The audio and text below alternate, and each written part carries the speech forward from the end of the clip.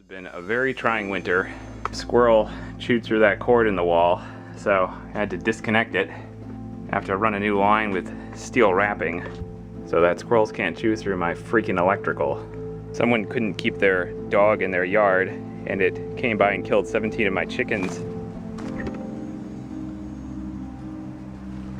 My sawmill's V-belt got so eroded that I needed to order another one, and it's going to take 10 weeks for that to come in. One of these bulbs went out, and 2 of the 5 chicks I was able to salvage from a hatch died. A backflow preventer that never gave me any problems before froze and flooded my workshop with 200 gallons of water I had to clean up. And if all that wasn't enough to convince you of how horrible this winter has been, all of these had catastrophic failure. Every one of them. From the 6-inch snow in North Carolina. Well, actually, it's probably more like 8 inches or possibly more. But point being, even in spite of having those anchor lines, the weight was too much and it just fell over.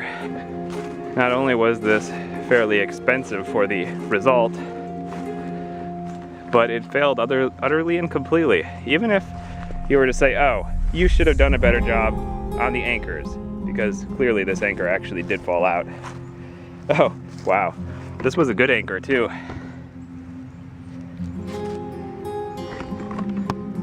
Check this out. Pulled an entire column of clay, like compressed solid clay. Left a hole. Yeah, but even if you were to say I didn't adequately anchor it, look at this. Huh? The backbone catastrophically failed. What this tells me is that these Harbor Freight carports can't be used in a region with snow, which is a little bit outrageous because they're carports. You know, if they don't work, you shouldn't sell them. They're meant to protect something from the weather, and apparently they're so light duty they can't even handle a single snow. See how that water's all pocketed right there? I mean, that's gotta be, I don't even know how many gallons, 50? It's a tremendous amount of weight. I understand the failure, but the design is conducive to this pooling. There's a reason every one of these has the same pooling pattern. And it's because water collects on these edges. If all of that weight could have just come down, this wouldn't have catastrophically failed.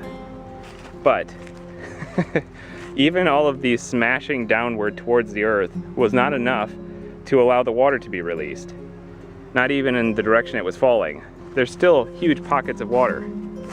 So looking at this damage, I can say that I probably can repair it. The only question is whether it's even worth repairing. It looks like the tarps themselves are still in pretty good condition. I see one possible tear, but it's minor. Oh, this is pretty good. You can see right there where this was anchored, that just came right off in the earth right there.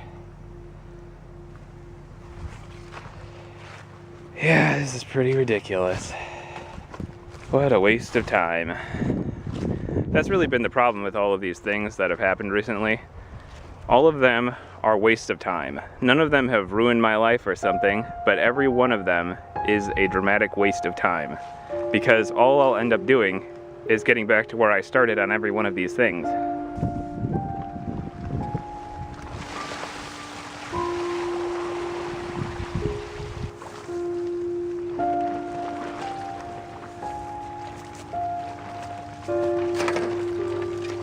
Well, it really did fail in all kinds of ways. I'm gonna have to pull out the generator and power a pump to get all this water off of here. And maybe bring over some metal pipe stock and cut it into sections and screw it all back together. It's gonna be quite a bit of work. Probably gonna take an entire day, and I still really need to think on how to prevent that kind of thing from happening. I'd ask you this: is it so wrong for a grown man to cry?